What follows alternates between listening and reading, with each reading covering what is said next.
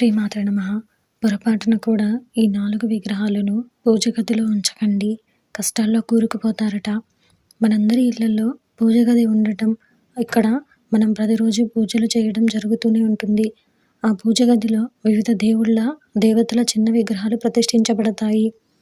క్రమం తప్పకుండా పూజించే ఇళ్లలో సానుకూల శక్తి ప్రవాహం ఉంటుందని, కుటుంబం సంపద, శ్రేయస్సుతో సహా అన్ని ఆనందాలను పొందుతుందని నమ్ముతారు.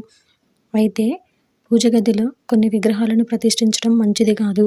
అలాంటి దేవతలను బయట దేవాలయాల్లో మాత్రమే పూజించాలి.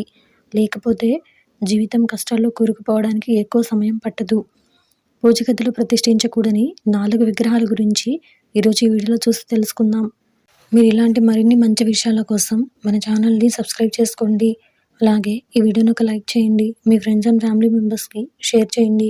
ఇంకా విషయంలోకి వెళ్తే, అందులో మొదటిది రాహువు కేతువు. వేద గ్రంథాలలో రాహుకేతులను నీడ గ్రహాలు అంటారు. గ్రంథాల ప్రకారం అతను అమృతం తాగడం ద్వారా అమరుడైన రాక్షసుడు. అతని దురాగతాలను అంతం చేయడానికి విష్ణువు అతని మెడను కత్తిరించినప్పుడు అది 2 భాగాలుగా విభజించబడింది. అతని తల రాహు, మొండెం కేతువు అని పిలువబడింది. ఇంటి గుడిలో రాహుకేతుల విగ్రహాన్ని ఎప్పుడూ పెట్టకూడదు.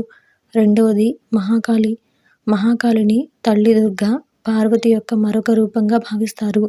దుష్టులను సంహరించడానికి భూమిపైకి వచ్చిన దుర్గామాత విగ్రహాన్ని ఇంట్లో ప్రతిష్ఠించడం ద్వారా ఇంట్లో ప్రతికూల శక్తి తేలుతుందని చెప్తారు. ఇలాంటి పరిస్థితుల్లో ఇంట్లో గొడవలు, తగాదాలు ఎక్కువవుతుంటాయి. అందువల్ల మీరు దానిని నివారించడం మంచిది. మూడవది నరసింహస్వామి. గ్రంథాల ప్రకారం దుష్ట హిరణ్యకశిపుణ్ణి చంపడానికి విష్ణువు భూమిపైకి నరసింహంగా అవతరించాడు. అతని మెడ వరకు అతని శరీరం మానవుడిది, అతని తల సింహం. అతన్ని చంపిన తర్వాత అతను హిరణ్యకశిపుని రక్తాన్ని కూడా తాగాడు.